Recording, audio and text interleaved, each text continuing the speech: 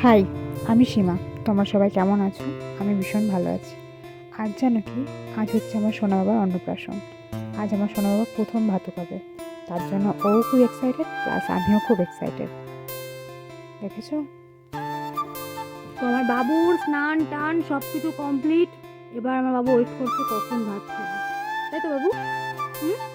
তাই তো। দেখতে দেখতে চোখের নিমিষে 6টা মাস পার হয়ে গেল। কিভাবে হয়ে গেল বুঝতেই পারলাম না। বাবু, তুমি বলে দাও তো, তুমি কিভাবে আজকে ভাতু খাবে?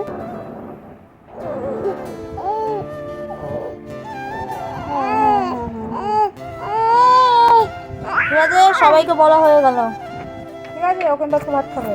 কেমন করে খাবে? ও ওরকম ভাবে খাবে? খুব দুধ আছে বাচ্চাটা। নিজেদের সাধ্যর মধ্যে খুব ছোট করে একটা আয়োজন করা হয়েছে, বলতে পারো ঘরোয়াভাবেই আয়োজনটা করা হয়েছে। তো খুব বেশি লোক বলা হয়নি, ওই তোমার ওই 70, হ্যাঁ 70-80 জন এরকম বলা হয়েছে। একটা হাসির কথা শুনবে? আমার না মানে অনুষ্ঠান বাড়ির সকালবেলায় যে জলখাবারের লুচিটা দেয় না, আমার না ওটা ভীষণ ভালো লাগে।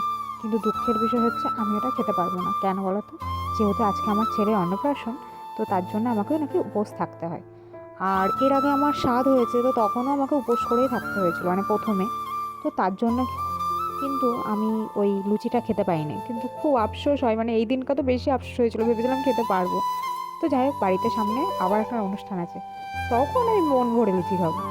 এখনও অবধি কিন্তু আমার বাবু খুব হাসি খুশি ঠিকঠাক ছিল, কিন্তু আমি জানি না যে লাস্ট মোমেন্টে ও কী করবে, কারণ সেই সময়টা নিয়ে আমি খুব চাপে ছিলাম যে একটুও ঘুমাইনি, আর প্রচণ্ড খিজি করবে সেটা আমি জানি।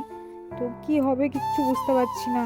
তো যাই হোক, ওর মালা আর মোটক চলে এসছে। তো বাবুকে খাওয়ানোর টাইম ছিল যেহেতু 2টোর সময়, তো আমাকেও রেডি হওয়ার ব্যাপার ছিল, তো আমিও ঝটপট রেডি হয়ে নিয়েছিলাম। আর আমার ছেলের অন্নপ্রাশন এটা আমার লুক ছিল, তো এবার ওকেও আমি রেডি করে দেবো। তো চলো ওকে রেডি করি। তো আজ জানি না কেন, এটা কোনো প্ল্যানভাবে নয়, আমার আর আমার বাবুর ড্রেসের কালারটা মিলে গেছে।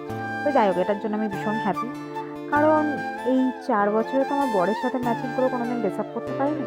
তো যাই হোক, ছেলের সাথে তো হলো, ওটাই সব থেকে বড়। এই দেখো তো, আমার বাচ্চাটাকে পাঞ্জাবি পরে কেমন লাগছে? লাগছে না যে কোলবর কোলবর?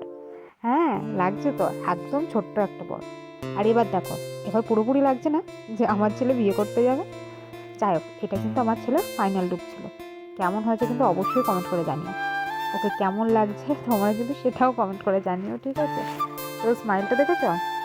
এখন আমার কোলে এসে স্মাইল করছে, এতক্ষণ কান্নাকাটি করে একশো হয়েছে। তো দেখতে চাও তোমার কেমন কান্নাকাটি করেছে?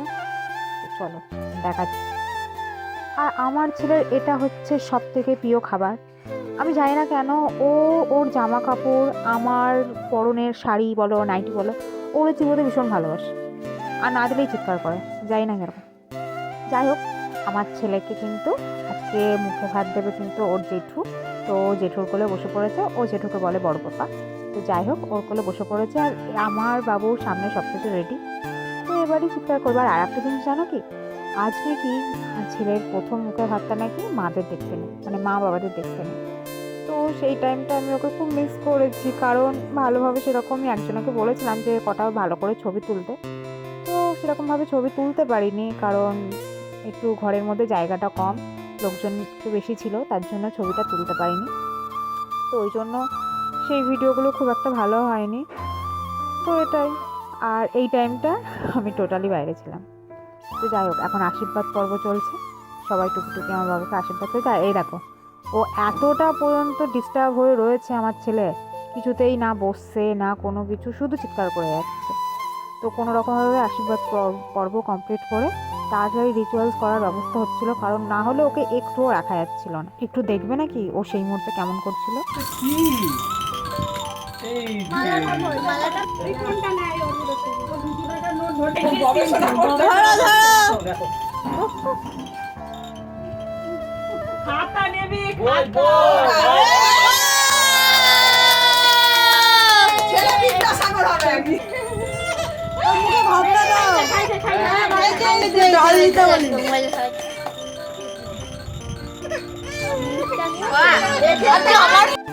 ফাইনালি আমার বাবু অনেক যুদ্ধ করে ভাতু খেয়েছে। এখন মুখে একটু হাসি ফুটেছে, কারণ এতক্ষণ যা করছিল তোমরা তো দেখতেই পেলে। তো যাই হোক, এটা ছিল আমার জামাইবাবুর ছেলে, একটু বদমাইশি করছিলাম। তো আজকে আমার বাবুর ছোটোখাটো একটা অন্নপ্রাশনের ব্লগটা তোমাদের কেমন লেগেছে অবশ্যই কিন্তু কমেন্ট করে জানিও। আর তোমরা কী টাইপের ভিডিও দেখতে চাও সেটাও জানিও।